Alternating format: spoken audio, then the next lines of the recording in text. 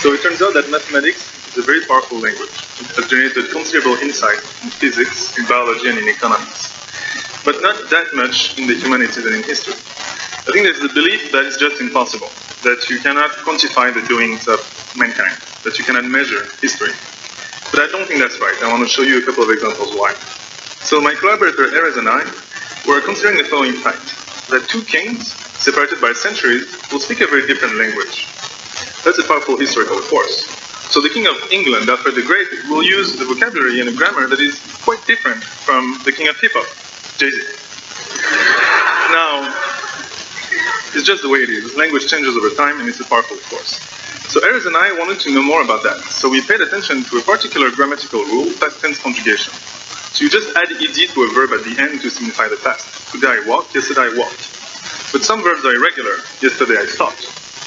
Well, now what's interesting about that is irregular verbs between Alfred and Jay-Z have become more regular, like the verb to wed that you see here has become regular.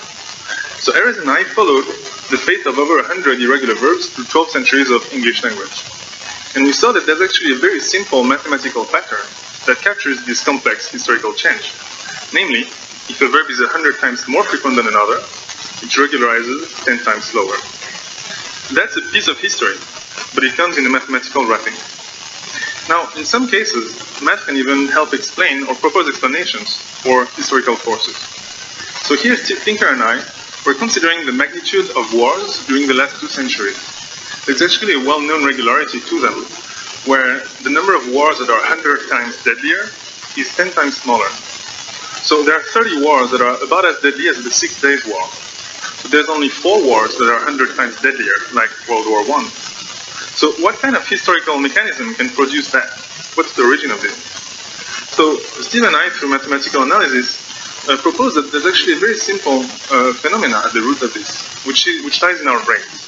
This is a very well-known feature which we perceive quantities in relative ways. The quantities like the intensity of light or the loudness of a sound. For instance, committing 10,000 soldiers to the next battle sounds like a lot. It's relatively enormous if you've already committed 1,000 soldiers previously. But it doesn't sound so much. It's not relatively enough. It won't make a difference if you've already committed 100,000 soldiers previously. So you see that because of the way we perceive quantities, as the war drags on, the number of soldiers committed to it and the casualties will increase not linearly, like 10,000, 11,000, 12,000, but exponentially. 10,000, later 20,000, later 40,000. And so that explains this pattern that we've seen before. So here mathematics is able to link a well-known feature of the individual mind with a long-term pattern, a historical pattern that unfolds over centuries and across continents.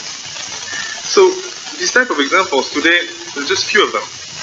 But I think that in the next decade they will become commonplace. The reason for that is that the historical record is becoming digitized at very fast pace. So there's about 130 million books that have been written since the dawn of time. Companies like Google have digitized many of them, about 20 million actually. And when the stuff of history is available in digital form, it makes it possible for mathematical analysis to very quickly and very conveniently reveal trends in our history, in our culture.